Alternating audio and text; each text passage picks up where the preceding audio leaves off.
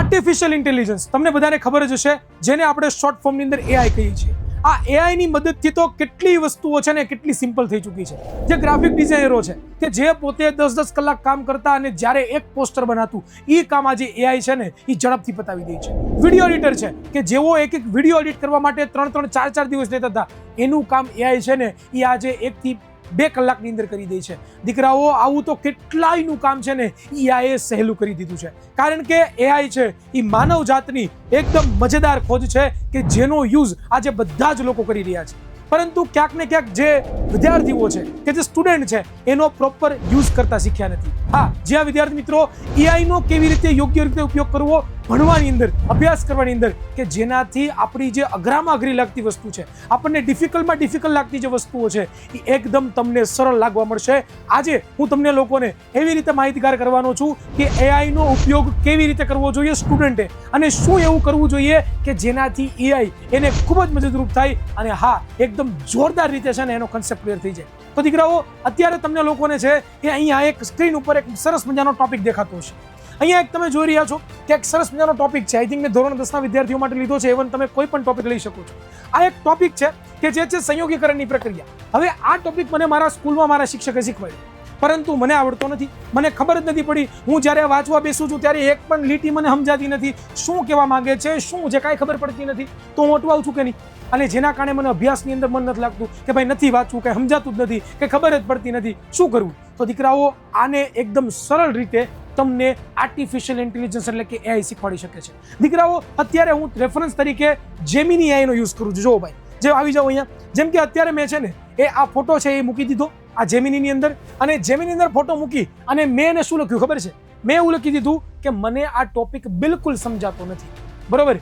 મને એકદમ સરળ ભાષામાં જેવી રીતે શિક્ષક સમજાવે છે તે રીતે સમજાવો. જેવી રીતે આપણે શિક્ષકને ક્વેશ્ચન પૂછીએ છીએ ને એવી જ રીતે દીકરાઓ તમારે સવાલ પૂછવાના છે. અને આ જે ક્વેશ્ચન છે એને મને એકદમ સરળ રીતે એને સમજાવી દીધો કે જો ચોક્કસ ચાલો આપણે સંયોગીકરણની પ્રક્રિયા છે એને વિશે એકદમ સરળ ભાષામાં શીખીએ.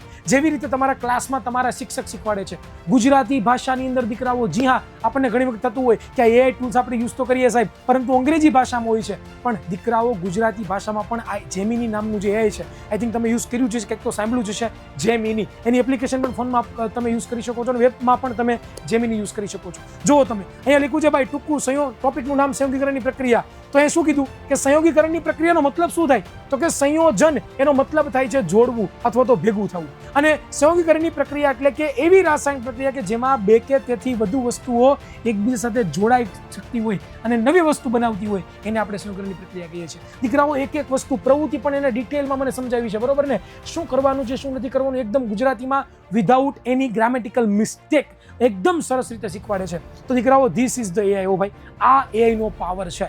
તો તમે અત્યાર સુધી શું કરતા હતા ભાઈ? હવે અત્યાર સુધી શું કરતા હતા એનો યુઝ? આવી રીતે આપણે એઆઈનો યુઝ કરવાનો છે. એવી જ રીતે દીકરાઓ, તમને બીજો પ્રશ્ન થાય કે સર, ધારો કે ચાલો મને ટોપિક સમજાઈ ગયો, હવે મારે ટોપિકમાંથી મને આવડ્યો છે કે નહીં એ મારે જાણવું છે. તો ટોપિક તમને સમજાણો છે, તમને આવડે છે કે નહીં એ તમારે જાણવું છે. માની લો કે મારી પાસે ટોપિકમાં ભણ્યો છે મનુષ્યનું હૃદય, વિજ્ઞાનનો ટોપિક લીધો છે સમજવા પૂરતો. તમે કોઈ પણ ટોપિક લઈ શકો છો. કે ભાઈ માની લો કે આ એક માનવ હૃદય આપણો પંપ છે. બરોબર? આ ટોપિક મેં સમજી પણ લીધો, આવડી પણ ગયો છે, પરંતુ હજી મને કોન્ફિડન્સ નથી આવતો કે આ મને ટોપિક આવડે છે કે નહીં. તો એના માટે મારે થોડાક સવાલો પ્રેક્ટિસ કરવાની ઈચ્છા થાય, હા કે ના? તો તમારે કોઈ સવાલ પ્રેક્ટિસ કરવાની ઈચ્છા થાય તો તમે એને તમે એને આજે ચાર્ટ આપશો, તમે એના ફોટો આપશો, એની ઉપરથી પોતે સવાલ પણ બનાવી શકશે. કેવી રીતે? તો તમે જુઓ ભાઈ, અહીંયા તમે જોઈ શકો છો કે મેં અહીંયા સેમ ટુ સેમ શું કરી દીધું છે. મેં શું કરી દીધું દીકરાઓ? સેમ ટુ સેમ કે ભાઈ અહીંયા મેં ફોટો અપલોડ મૂકી દીધો. ફોટો તમે ટેક્સ્ટબુકનો ફોટો પાડીને મૂકી શકો છો. મેં એક લઈ દીધું. શું લખી દીધું છે કે મને આ ટોપિકમાંથી 5 સારા એવા MCQ બનાવીને આપો અને સાથે તેના સાચા જવાબ પણ આપો. તો દીકરાઓ, આ તમને પ્રેક્ટિસ માટે સરસ મજાના MCQ તમે જે ટોપિક આપ્યો છે એ ટોપિકમાંથી જ બનાવી દેશે. જી હા વિદ્યાર્થી મિત્રો, તમારે કોઈ પણ ટોપિક હોય, એ ગુજરાતી હોય, હિન્દી હોય, સંસ્કૃત હોય, કોઈ પણ વિષય હોય, એ દરેક વિષયમાં તમને મદદરૂપ થઈ શકે એવું આ કામ કરી શકે છે. તમે જુઓ, આ પ્રશ્ન એક બનાવી દીધો. એ પ્રશ્નનો જો તમે 4 ઓપ્શન આપી દીધા, તમે નિરાતે પોઝ કરીને વાંચી શકો છો. હું સાઈડમાં હટી જાઉં છું. બરોબર? ત્યાર પછી તમે જુઓ, આ 5 સવાલો બનાવી દીધા. જો આ બીજા 2 સવાલ પણ પોઝ કરીને તમે વાંચી શકો છો. બરોબર? ત્યાર પછી તમે જુઓ 5 સવાલ પ્લસ એના સાચા જવાબ પણ એને આપી દીધા, અને એકદમ ગુજરાતી ભાષાની અંદર. ધીસ ઇઝ ધ એઆઈ દીકરાઓ. તો this is the power of AI. Student જો આનો યોગ્ય રીતે ઉપયોગ કરતો થઈ જાય ને તો નક્કી એનું કામ છે ને એ એકદમ જોરદાર થઈ જાય. એ 100%ની ખાતરી છે દીકરાઓ, 100% ખાતરી છે. હવે બીજું શું કરી શકે સાહેબ એઆઈ? બીજું શું કરી શકે? અમારી સ્ટડીમાં હેલ્પ શું કરી શકે એઆઈ? તો દીકરાઓ બીજું એ કરી શકે કે કોઈ પણ સવાલનો જવાબ મેળવી શકે. જેમ કે ઉદાહરણ તરીકે અમે ગણિતના દાખલા લીધા છે. આ 2.2 જે આપણી બહુપદી છે, બરોબર ને, ધોરણ 10ના વિદ્યાર્થીઓ સમજી શકશે. એને આ એવું કીધું છે કે ભાઈ દ્વિઘાત બહુપદીઓના શૂન્યો શોધો અને તેમના શૂન્યો અને સહગુણકો વચ્ચેનો સંબંધ જણાવો. આવો સવાલ આપ્યો છે. હવે આ સવાલમાં તમે જુઓ દીકરાઓ કેટલા દાખલાઓ છે, ટોટલ 6 દાખલાઓ છે. હવે આ દાખલામાંથી સોલ્વ નથી થતા, અથવા તો સ્કૂલમાં મને સાહેબે ગણાવ્યો પણ મને આવડતા નથી અને મારે એને પાકી બુકમાં લખવા, તો શું કરવાનું ખબર છે?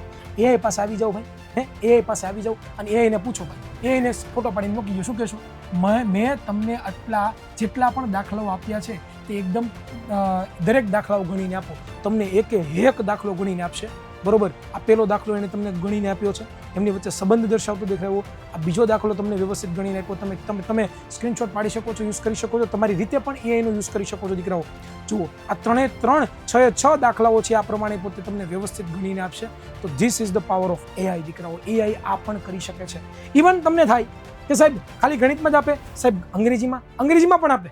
માન લો કે અંગ્રેજીમાં તમારી પાસે કોઈ એક એવો છે કે ભાઈ રિપોર્ટ છે ભાઈ, કે તમારે 60 વર્ડની અંદર રિપોર્ટ લખવાનું છે, સ્પોર્ટ ડે વોઝ સેલિબ્રેટેડ, બરોબર ને, એના વિશે. તો તમે આ ફોટો પાડીને મૂકી દો, એનું લખાણ તમે લખીને મૂકી દો. તો જુઓ, મેં લખી દીધું. અહીંયા મેં શું લખ્યું છે જુઓ તો, કે ભાઈ આ જે છે મેં નાખીને ઉપર લખી દીધું કે અંગ્રેજીમાં મને આ વિષય ઉપર અહેવાલ લખીને આપો. તો આખો અહેવાલ 60 શબ્દોમાં એને મને લખીને આપી દીધો. So this is the use of AI. તમે કોઈ પણ વસ્તુ એઆઈ પાસે કરાવી શકો છો. કોઈ પણ ડિફિકલ્ટ જે પ્રોબ્લેમ છે એ એઆઈને આપી શકો છો અને એઆઈ એનું 1-2 સેકન્ડની અંદર તમને જોરદાર રીતે જવાબ આપી શકે છે.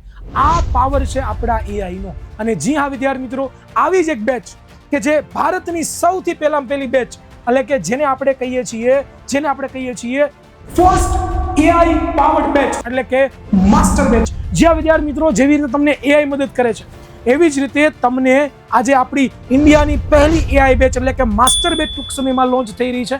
વિદ્યાકુલ ગુજરાતી યુટ્યુબ ચેનલ પર લોન્ચ આપણે કરશું, પરંતુ વિદ્યાકુલ એપ્લિકેશનની અંદર આ બેચ તમને મળવાની છે ટૂંક જ સમયની અંદર. તો ખાસમ ખાસ જે પણ વિદ્યાર્થીઓ ઇન્ટરેસ્ટિંગ હોય, જો એઆઈ તમારું એટલું મદદ કરતું હોય તો તમે જરાક ઇમેજિનેશન કરો, તમે જરાક વિચારો, તમે જરાક ઓબ્ઝર્વેશન કરો કે આ જે એઆઈ તમે છે એ તમને જ્યારે આવી બેચીસમાં જોવા મળશે ત્યારે શું થશે ભાઈ, ત્યારે શું થશે, કેવો ધડાકો થશે, એ તો જરાક ઇમેજિનેશન કરો. સો આ વસ્તુ બહુ ખૂબ જ સમયમાં આવી રહી છે. શું છે એ બધી જ વસ્તુ તમને ટૂંક સમયમાં મળવાની છે. ખાસ આપણી વિદ્યાકુલ ગુજરાતી યુટ્યુબ ચેનલને સબસ્ક્રાઇબ કરી રાખજો, વિદ્યાકુલ એપ્લિકેશન ડાઉનલોડ કરી રાખજો, કારણ કે ભારતની ફર્સ્ટ એઆઈ બેચ આવી રહી છે.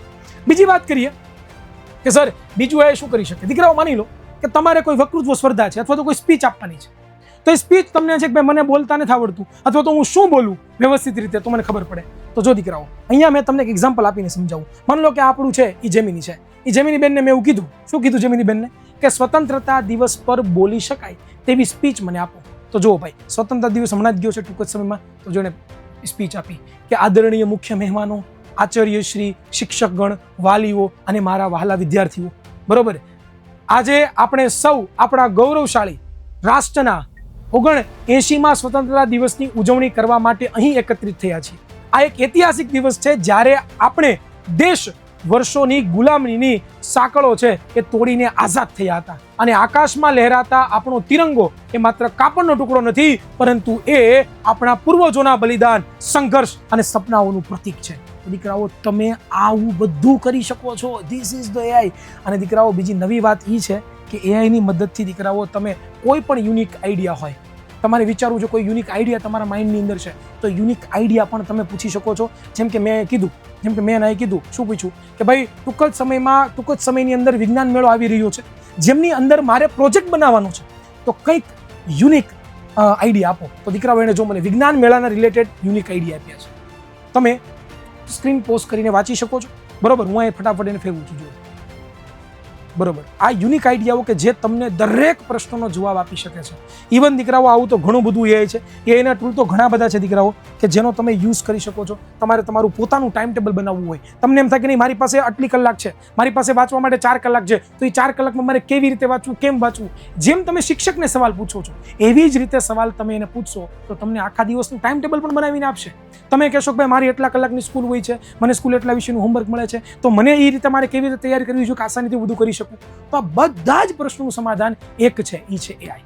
તો દીકરાઓ ખાસ છે એ એઆઈનો ઉપયોગ કરતા શીખજો. આવી રીતે ઘણા બધા બીજા પણ એઆઈઓ છે, જેમ કે પરપ્લેક્સિટી એઆઈ છે, બરોબર, ચેટ જીપીટી છે, ગ્રોક એઆઈ છે, બરોબર ને. આવા તો ઘણા બધા એઆઈઓ છે કે જે તમને તમારા અભ્યાસની અંદર જોરદાર છે ને એ દીકરાઓ મદદરૂપ થશે અને સાથે સાથે તમારી અભ્યાસની અંદર 4 ચાંદ લગાડી દેશે. તો ખાસમ ખાસ આ વિડીયો તમને કેવો લાગ્યો એ કોમેન્ટ બોક્સમાં મને જણાવવાનું ભૂલતા નહીં. સાથે વિડીયોને લાઈક કરી દેજો, ચેનલને સબસ્ક્રાઇબ કરી દેજો અને ટૂંક જ સમયમાં India's first AI batch master batch આવી રહી છે, તો એના વિશે પણ દીકરાઓ તમે તૈયાર રહેજો, રેડી રહેજો. વિદ્યાકુલ એપ્લિકેશન ડાઉનલોડ કરી રાખજો અને વિદ્યાકુલ ગુજરાત યુટ્યુબ ચેનલ પણ સબસ્ક્રાઇબ કરી રાખજો.